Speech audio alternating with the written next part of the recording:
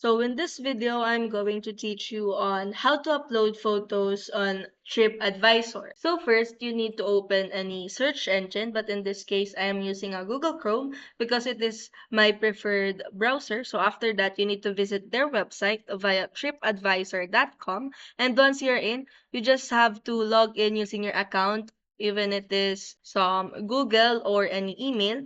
And then after that, once you access your account, you will see this page. And for you to able to upload photos, you just have to click your profile icon, which is located at the top right corner of the screen. Once you click on that, you will see a bunch of options, which is on the drop down menu. You just have to click on the profile section. Once you click on that, you will redirect to this page. And once you scroll it down, as you can see under your achievements, if you have currently a new account, you will see this page.